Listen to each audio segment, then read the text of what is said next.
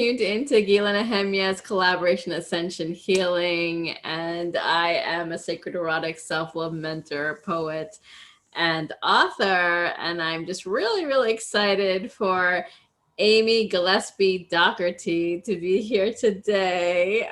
We are friends, and I'm going to say a few words before Amy and I get into a discussion. So I'll give you a little bit about her bio. So Amy Gillespie Dougherty created Irigenics, is that correct? Mm-hmm. Irigenics, as part of her international survival skills training programs for at-risk youth, adoptees, and autistic individuals who are struggling with self-esteem and suicidal patterns. She's the author of 6 Years in Mozambique and The Lost Scribe, as well as a collaborative author of The Ultimate Self-Healing Guide, Volume 4. She's launching her new book series, which we're going to talk about, The Ancestors Within, this April, with the first volume, Reveal and Heal the Ancient Wounds You Carry. She teaches holistic entrepreneurs ancestral eye reading to go from being one of many to being the one who can guide their clients to unravel the ancestral aspects of their story. Your ancestors have walked your whole life for this. Your ancestors have waited your whole life for this moment. I apologize for that. It comes out so smooth, doesn't it? Yeah, it does. Amy, I'm so glad you're here. I really have, really interested in your work. I always have been. And I wanted to know more about, can you tell us some more about Irigenics? Irigenics, I'm sorry. No, you did well. In British English, it's Irigenics. Irigenics. Okay, Irigenics. Let's use that then.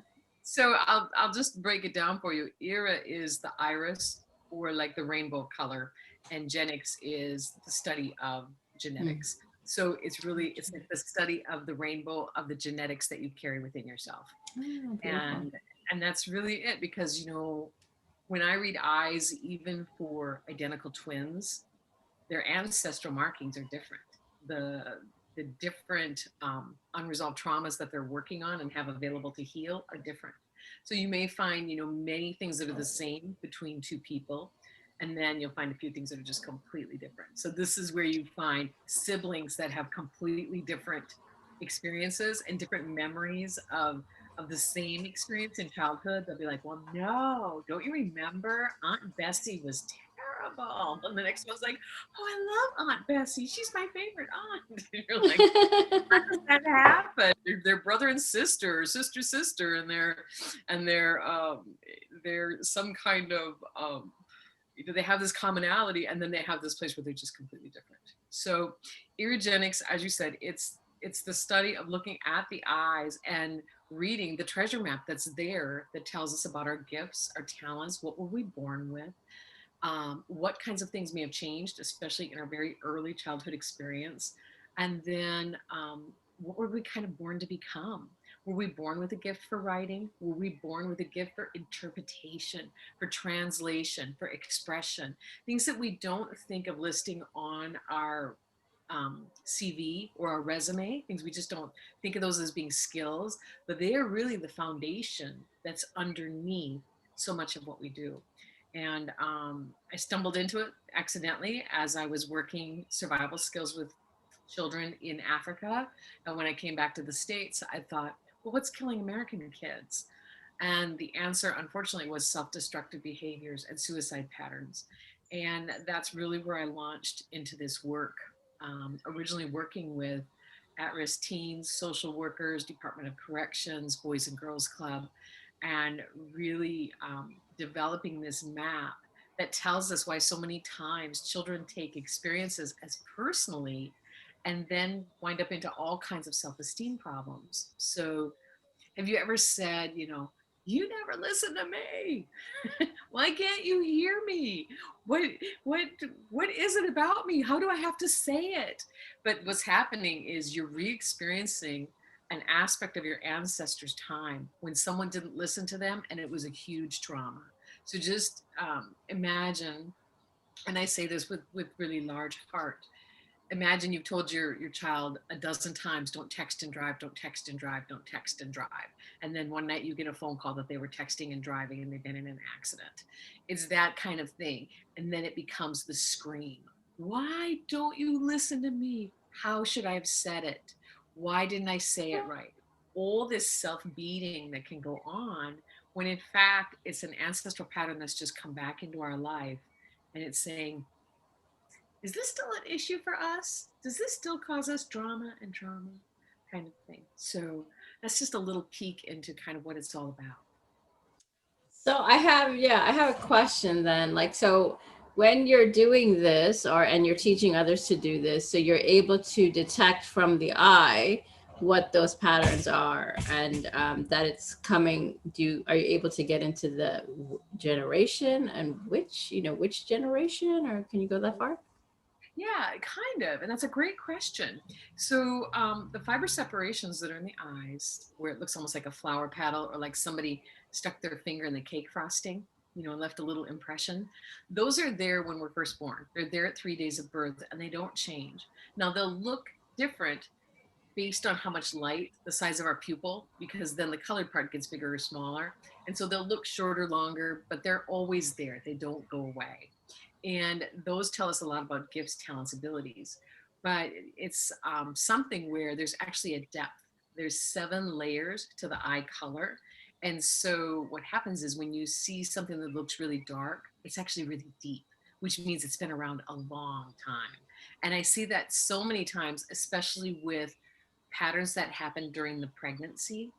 So the mom's experience of the pregnancy of the child and the father's experience of the pregnancy of the child show up in the individual's eyes. And so you'll see like, ooh, there was a little concern like from day one. Or look at this, mom knew at 3 weeks, dad didn't till 5. There's these kind of things that is just a very delicate area for discussing, but it is one of the areas where a lot of the self-esteem challenges come from, because when the parents have concerns during the pregnancy, it can really leave the child with a feeling of not being wanted. And it might not be the case at all. Maybe there was a fear of COVID, of having to go in for doctor's appointments, thinking, oh my gosh, I wish I wasn't pregnant right now. And because the baby is just cell dividing at that time, it imprints on the baby, oh my gosh, I wish we weren't pregnant with you. And that just isn't the case. We just need to have these conversations with children, especially if there were any strange or dramatic things going on during the pregnancy, to just say, gosh, we adore you. And you know what? When we first got pregnant, we were like, no, not now. We don't have a house. We don't have a job. It's a wartime. There's a virus pandemic. It's whatever was happening at the time. And so going back and addressing this for the child or for the adult who's been in a self-esteem challenge their whole life becomes huge. So yes, you can see the depth, you can see how far back, but you may not see exactly which ancestor it is. Now with more and more data collection, one day maybe right. Well, they say the eyes are the windows of the soul. And when I first met my partner, like it was just like I saw his eyes and it was, I don't know, something happened, right? In that split second, we recognize each other through the eyes. I so agree. Shows up instantly. You have that, like you say, you have that connection, and maybe you don't realize what you're reading in each other's eyes, but it's almost like our brain takes a little that says that's the one, that's the one that completes you. That's the one that has all the things you don't. It's just an amazing aspect. Yeah, there's something very fascinating about. So what is the most amazing thing you find in the eyes? The most amazing thing that I find in the eyes is when there are ancestral images that appear. And if you go to my website, Irigenics.com, for example, you'll see a number of images, literally of people wearing different clothing, different period clothing. It's as if, for whatever reason, our mind has taken a snapshot of either one of our ancestors or someone who was very close to them in that time. And they will literally show up in the eye and you'll see the individual there. And that is the one part of it that's pure woo-woo. It's ghost hunting. It's whatever you want to call it, but it's also kind of undeniable. I mean, on some people, some people you're like, does that look like, but some people it's so clear. You can see the blousey dress or the green brocade and the hair pulled up. And when you were just asking about, what timing are these people, that's where you see it. The hairstyle, what they're wearing, the clothes they're wearing, how they're interacting. And something that I find absolutely fascinating, there's never trauma images. You never see somebody being hung or run over by a horse or a slave being whipped, or you never get those images. And I find that fascinating that for whatever reason, what's showing up in those eyes is always, it's a snapshot from someone's life, but it does not show us anything that's really difficult, dark energy or sad, super sad. I mean, I've seen children, babies who have passed. I've had plenty of mothers identify their child in their eye. Um, but it's never something brutal, like someone who was in prison most of their life. You would really expect you would see that because that's the big energy imprint. But it's not evidently when we get to soul level. When we get to soul level, it doesn't come back that way. And so I find that part to be really fascinating. That is super interesting, because I deal a lot with the heart space and connecting to the map within our hearts. And I feel like that, there is that, that it's not about what we see, it's like what's behind, right? And that's what you're talking about. That's what it sounds like you're talking about. Exactly right. It's fascinating. I wanted to talk about iridology because I know I was at a person who was an iridologist. So what exactly, how is it different? Do you do health readings? Like, can you explain about that? Thank you. So, no, now there's some interesting factors. One of the first things I have to say is that iridology has changed quite a bit over the decades. And currently, so in the beginning, iridologists believed that eyes changed instantly. You broke your arm, your eye instantly changed. And that's what led to some of that belief about it being that your eyes could change for health purposes, etc. But now what iridology knows and states, if you go to like the National Iridology or the International Iridology Association, is that eyes really don't change. There's very few things that change. They change maybe in those initial years, but for the most part, they do not change unless there's a condition or something like that. So no, I do not do health readings, and Irigenics doesn't. I've got my hands full with the ancestors. But just to touch on 2 points. One is, I haven't studied iridology. And so right now it's very, very clean because where iridologists may see an issue, perhaps with kidneys, etc. For me, that's a gift for writing. And so everybody who has an opening at 6 o'clock, I don't think every writer has an issue with kidneys. You know what I mean? But I think there's some places where iridology is absolutely, very, very accurate in its own right. It's just something I haven't studied. And it's something that I kind of steer away from studying because I have my hands full with the ancestral aspect. But I do think there's a lot of merit in what they study in iridology. And also iridology now recognizes what they call behavioral and spiritual iridology. And so they may reference something like ancestral eye reading as something that is spiritual iridology, that they're just kind of turning their own ship into this whole new realm of epigenetics that is really just becoming known now as we kind of delve into ancestors more and more. Oh, fantastic. That's interesting. I wanted to ask about, your readings when you were working with the at-risk youth, and how reading the eyes was beneficial. Like what, I kind of didn't understand that piece. So I just think maybe our viewers might be asking the same question. I love that. Thank you. So that's a great question. And it's one that comes up fairly often. Um, so for example, remember I used the example of, you never listen to me, right? So when I work with children and they have this imprint in their eye and not being listened to, there's a couple things. One is, one person, you'll hear them. If you ever wonder what your ancestral patterns are, just listen to some of your friends and you'll notice it in them. You'll be like, she's always having trouble with contracts. What's wrong with her? You know? So the example of you never listen to me, one person can be enraged. You never listen to me. Like, I mean, they could become almost like murderous, right? Like, you never listen to me. And then the next person is like, oh, they never listen to me anyway. You know, I'm just going to send them a note because they don't listen to me anyway. So like when I work with children and they're like, my sister never listens to me. I'm like, well, did you ask her? Well, what do you mean? Well, did you ask her if she had time to listen to you? No. Okay, well, all right, well, let's just try to shift this a little bit. So next time, how about you ask your sister, you know, sister, do you have time to listen to me? And then there's two answers, yes or no, right? And so it's teaching children those tools to stay out of those crazy, you know, enraged places, which is really their own response kind of gone out of control. But one thing, and I wrote about this in the Ultimate Guide to Self-Healing, is this part about the in utero experience. If you have children or anyone in your life who can't hear I love you, it's more than likely coming out of that initial in utero experience.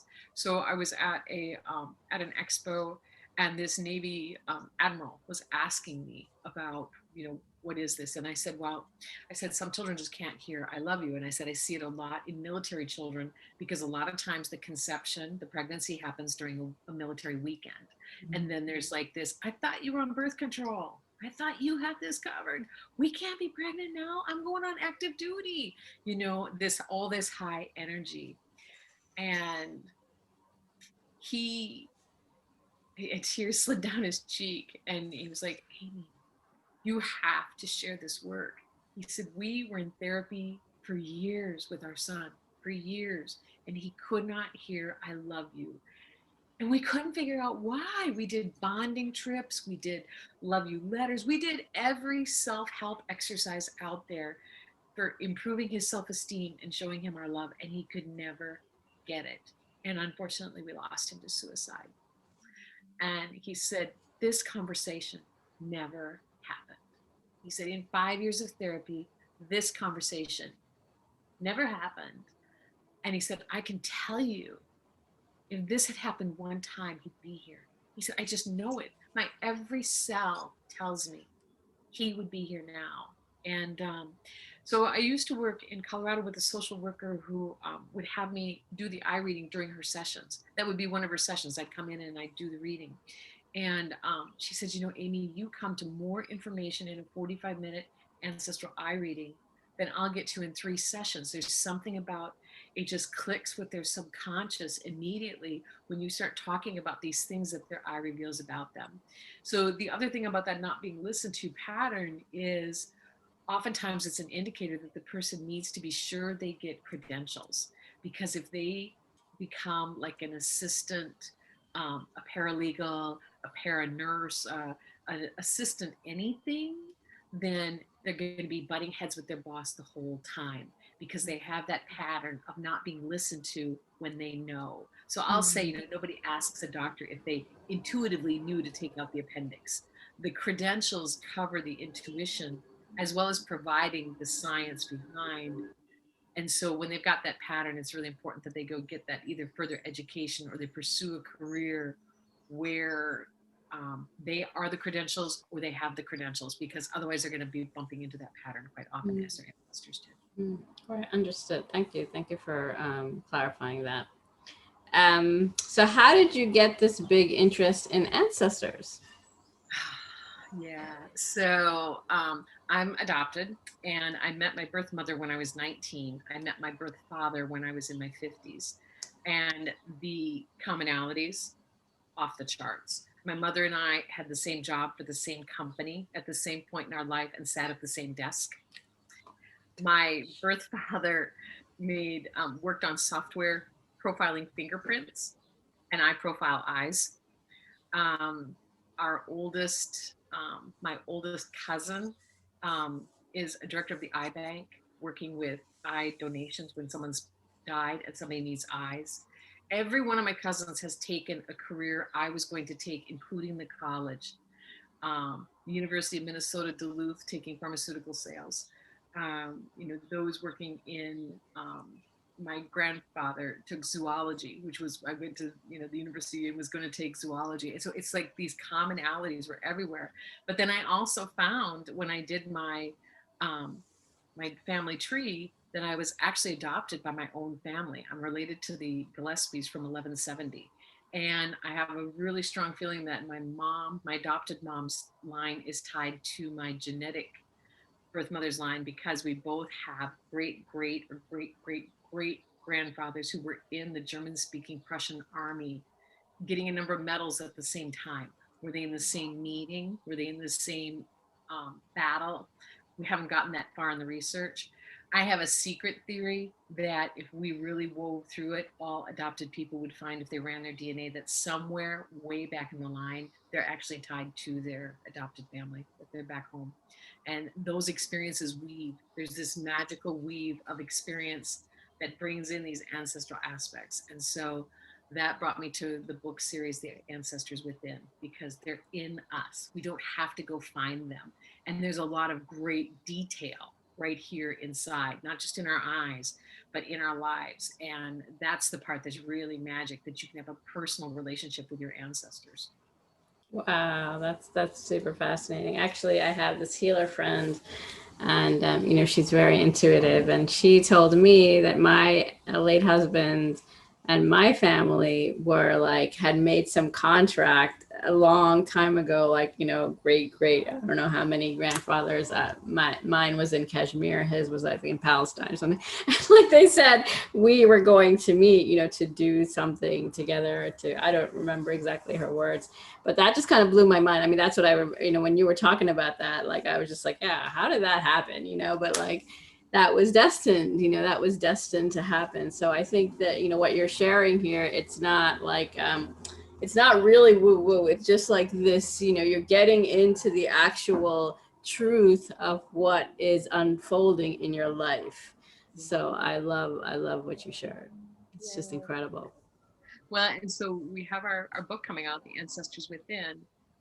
It's actually on Amazon right now around the world, Kindle and paperback. And we are launching on Tuesday, May 2nd, May 4th. May 4th. May the 4th be with you. Tuesday, May 4th is when we're launching. And we have 25 authors who have put together all different tools for accessing and understanding the repeat patterns of your ancestors and how they show up in your life.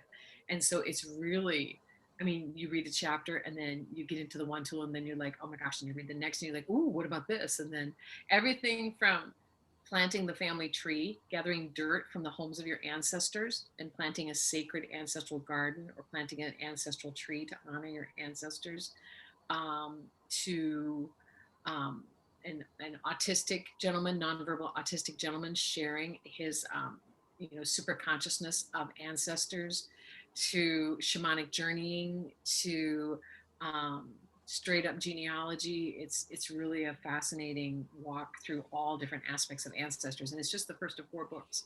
So it's going to be just a really, really fun time, and it's already in the bestsellers. #1 new release in genetics, and #1 new release in creative self-help, and in journaling, actually in family journaling. So yeah. Wow, congratulations. That's amazing. James Kawanui was on my show last month. So this is great timing that you are here now, and we're, we'll definitely put that in the notes where people can get it. And so this will, they can access it straight on Amazon. And paperback will be available as well.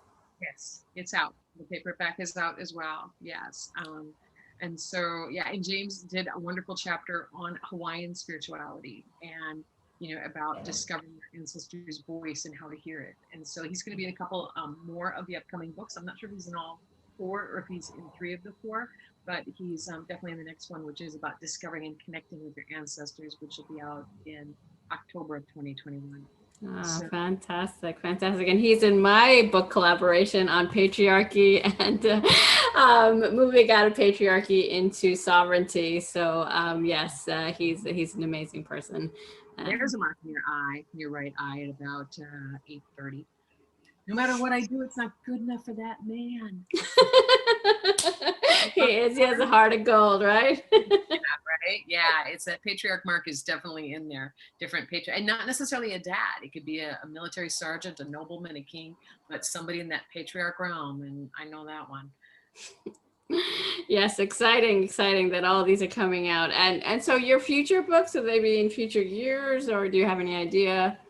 Yeah, so the next one is in October of this year, and then Oh, right behind it, there will be two more in 2022, wrapping up with an ancestral summit, 101 voices and perspectives of ancestral connection.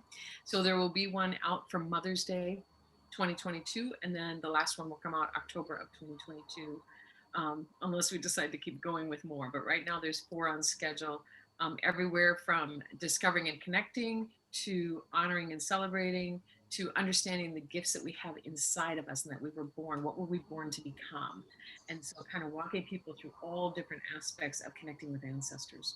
oh, fantastic! So exciting. So make sure to follow Amy, and find out when that next book is coming out. But we'll definitely put all the details for all your access to you. Um, and how does this help self-esteem and suicide patterns? You talked a little bit about that, but if you want to go into a little bit more depth, please continue. Yes.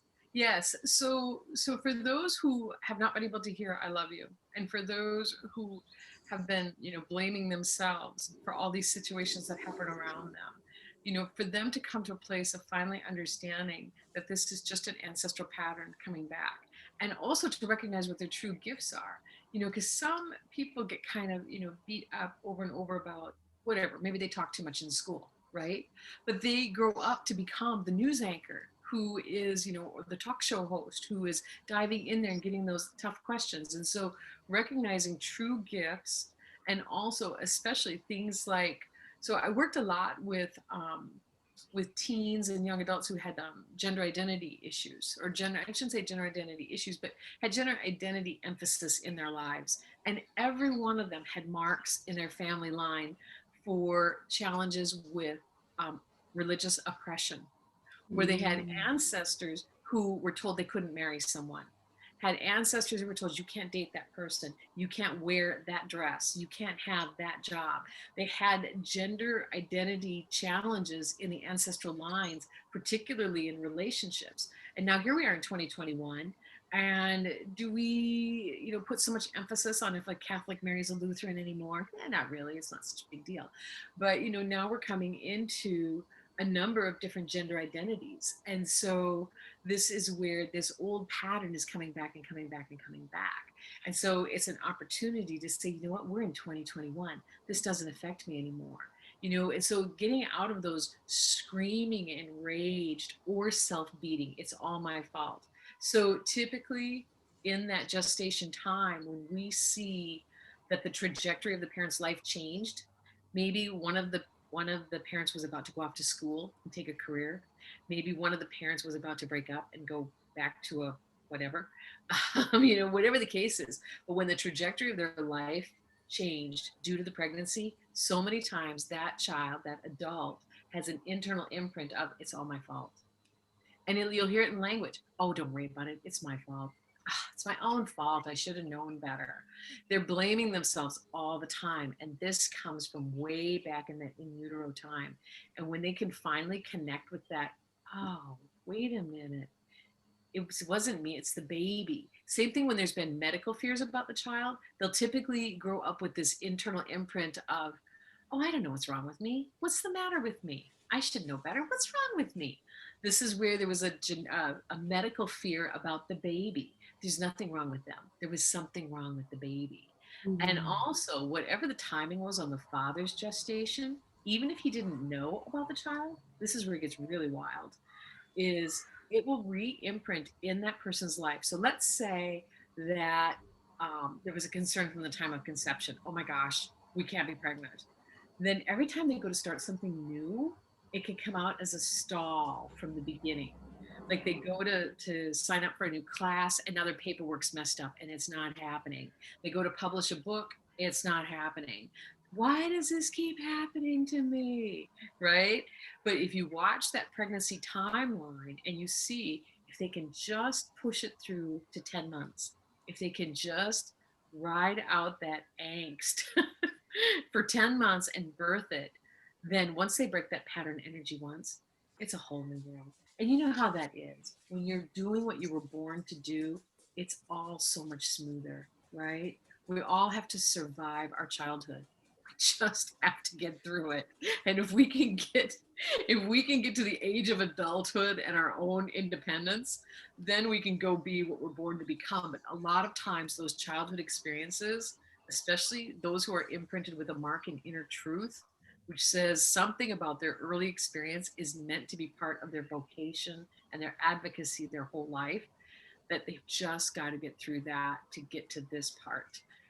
Because once they get here, and when I worked with the prisons, Department of Corrections, they all had marks in like betrayal and getting busted and, like, and trapped, escape, let me out, let me go. They all had those marks. I'm like, oh my gosh, your ancestors all had this. But their prison time was a whole different experience than today's prison time.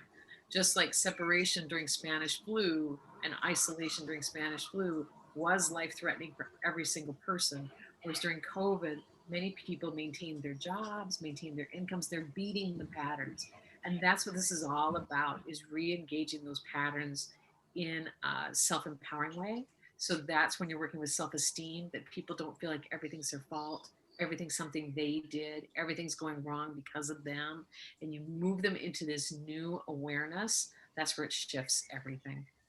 I find that to be fascinating because, I work a lot with patterns and mental and emotional patterns, and, not taking and taking it from the ancestral view as well. Obviously not focusing on the I, because that's not my forte, though I think what you're doing is definitely can be definitely helpful. So I just wanted to share that I've noticed the same types of things that you're saying, the way that we speak, the words that we use, you could just sense it. Like, okay, what is that? And how do you break out of it? How do you step in? And many of us, like for me, it was more of this dream state, this idea that I knew I could have another life, but I felt, even though I was never in prison, I felt caged.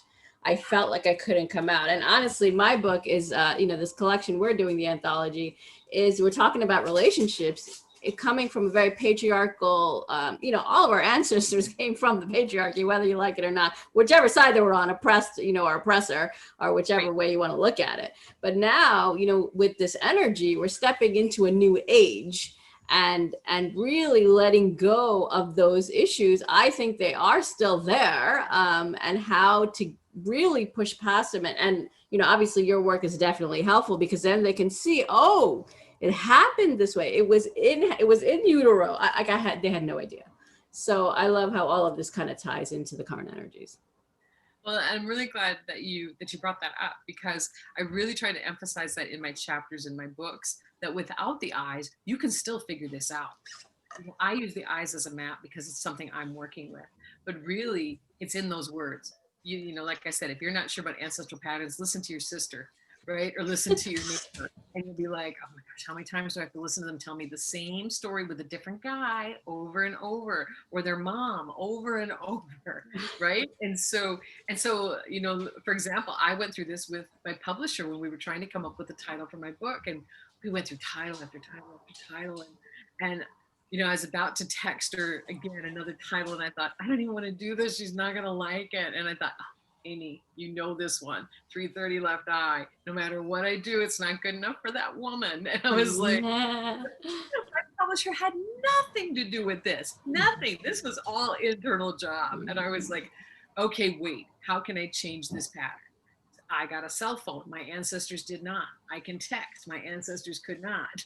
And so I texted, can we just hold off on this? Can we just do this tomorrow? And she said, sure. I was the one who was all bound up. She didn't even know anything was going on. And nothing was going on. It was all internal. And so when we talk about self-esteem and that, it's recognizing that voice, whether it gets out of our mouth or stays inside. For me, when we get to the screen, you're not listening to me, I'm not good enough, it is let me up, let me go, let me out, set me free. It's like our ancestors' words are coming through us in their foreign dialect, in their language, in their sound. it's like it comes through us, like they're finally being heard for the first time. And it's like that voice is coming out in 2021 saying, is this still an issue? Or has the world of 2021 changed everything? They don't bleed people in hospitals anymore, right? Hopefully they don't lynch people anymore. I like to believe that that's true around our globe, and so things that happened in that time that hit our triggers, we get to reevaluate if that's really an issue for us or not. And that's how I wound up in this work. I was like, how can people be marked with sibling rivalry when they're the first child? They don't have any siblings. I was like, something here just doesn't make sense. I got to go further. And that's how I wound up in this whole ancestral aspect, as I realized that what we were looking at was our ancestors' challenge with sibling rivalry, or sibling rivalry with girls, or a competitive female environment, which could have been in an orphanage, could have been in a sewing sweatshop, could have been as street kids, or a masculine competitive environment. And so as we started looking at those interpretations of how would these things have happened and not gotten resolved for our ancestors to show up in our world. So like you said, you met your husband or your partner and you saw his eyes and you were like, yes. But we also meet people and we go, no. And you said, do I do health? I don't do health. But when people have weird, and I mean weird, health things going on, especially where it's like one part of the body attacking another, kidneys, or when you have like immune system issues where the body's attacking itself, almost always I find that back in the line, there's two ancestors who were a huge threat to each other who've come down into the same gene pool. So somehow that person is threaded to the Hatfields and the McCoys, or to the French and the Native American Indian, or the Spanish American, or you know what I mean? Whether they were two neighbors at odds who had some, warring thing going on, or whether they were, um, actually in like a battle like the North and the South in America, the Civil War, slave and master. Somehow two individuals from way back have gotten together in this gene pool unbeknownst to anyone. And that's where we get like really weird health stuff. Because I always tell people, when you get to that, just put a ton of love on your ancestors, ton of it. Just honor them and love on them and just see if things don't shift. Because once you start recognizing them, your world gets different. Yeah, that's fascinating. I think that is definitely something to your book is the collaboration sounds fascinating, and the books to come sound really fascinating. So I encourage everyone to go to Amazon and purchase the the ebook or the paperback, whichever works for you. And there's such a wealth of information to find related to our ancestors and healing and information. So I think the work that you do on Erigenics is super interesting. And how can they find more if they're interested in that part of your work? So there is a Facebook group called the Ancestors Within Community that they can join for free, and all of our authors are there. They answer questions. They can, get to meet the authors up close and personal and ask questions about their tools and other aspects. There is also Irigenics.com website if they're interested specifically in ancestral eye reading, or even learning how to become an ancestral eye reader. There's a link in there that they can click. And in the Irigenics website, there's also a link in there for a quiz where they can like go in the bathroom and look at their own eye and answer like 8 questions, and it'll give them their intuitive ancestral imprint. It's like a 6-page free handout that's kind of fun. Oh, great. Yeah, I did it at the start of COVID. I thought, oh my gosh, we're not going to be able to read eyes during COVID. And this just gave an aspect where they could go in and do something fun. Oh, fantastic. So we'll put all the links to that in the details so people can access that immediately. And that is so exciting. I'm really excited for you and your launch. And our community will definitely join in the fun and do some learning, because we're all about learning and healing and evolving. It's all about consciousness and ascension for people that are following me. So I think that this is a big part of it. I think ascending is a big part of knowing who you are and being whole. And I think that this piece that you're bringing to the table is super important. Thank you. Our authors have been amazing, and I can't wait to dive into yours. That covers the patriarchal aspect, because of course I see it all the time, and again, so many ways to look at it. That's the beauty of these collaborative books, is that you're getting 25 different wonderful stories and gifts all in one book, and I just think it's an amazing offering for the world. It's a great format. Right, right. Yeah, I agree. And I think that, especially people who are in my collaboration, it's more about people who are, they're suffering right now. Like I was in domestic violence, and, it's people are stuck right now and don't understand how to get out of a relationship like I didn't. But more that you can actually, read other people's stories and connect to them and see patterns over time, then you can actually, you see yourself in that. And if I had that opportunity when I was going through it, I think I might have looked at my life differently.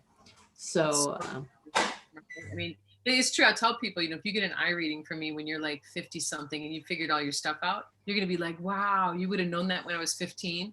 But imagine if you'd done it when you were 15, your life would have been a completely different stroke.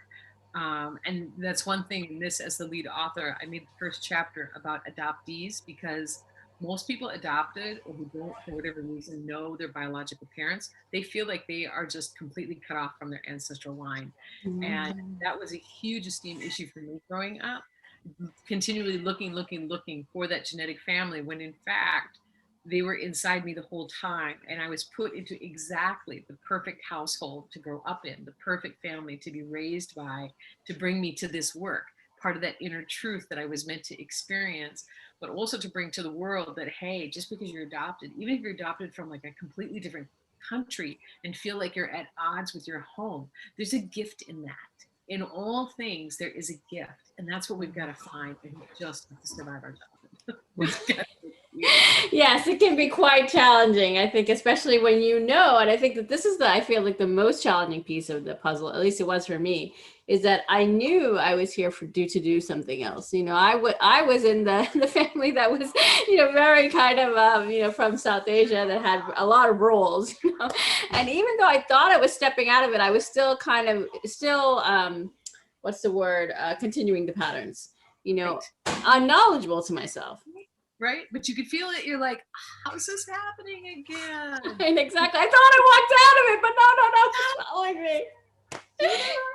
Yeah, right. And we think it's all about us, and especially for those of us who are tending towards self-blame anyway, this can become dangerous. I mean, it's absolutely as dangerous as crossing the street without looking both ways.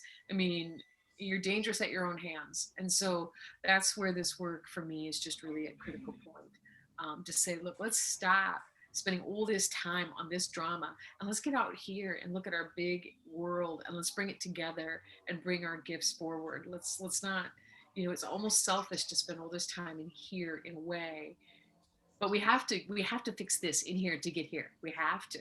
And so, let's make this a faster track. Like the social worker said, Amy, you've just geared me forward 3 to 5 sessions, right? Well, let's gear everybody forward 3 to 5 sessions. Let's make life easier, quicker, instead of, and we've got our, your ancestors, our ancestors have waited our whole lives for this moment and our next one. So let's get there. Let's bring the best of the best forward, because that's the only thing that shows up in the eyes, right?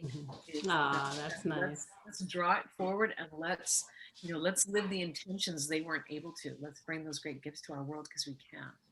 Oh, and so it is. Yes, I really love that.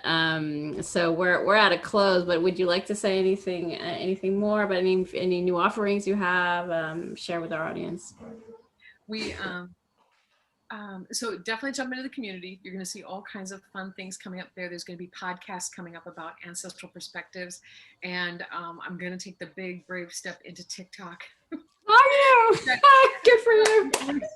I was just at a show again where this entire family portrait showed up in this woman's eyes, and I mean, it was so clear when I was taking the picture, and I thought, man, if I could video that from back here so they could see how 5 alive these people are when I'm taking this picture, and how they're moving around to get in the picture, and I thought, you know what, TikTok's a great place for that, where it's just a few seconds blip, and it's like, it's a matter of capturing that image in that moment and then it's there forever, just like any family portrait. So yeah. Fantastic. So exciting. So give us your TikTok handle. Whenever you get it, I'll update it. I can get it in there today. I'll make that on my must-do today. Yeah, I'll definitely put that in there. And any of you who are interested more in my work, so my book is the collaboration should be coming out later this year. It's still not to be determined. I mean, still not determined when, but to look out for that. And I have a number of mentoring programs, and I'm very, very excited. I've also just certified for quantum healing, so that's going to be part of my offerings as well. So I'm so glad that we spent the time today, Amy, and your website and all your information will be here so they can contact you, and anyone can contact me at gilanehemia.com.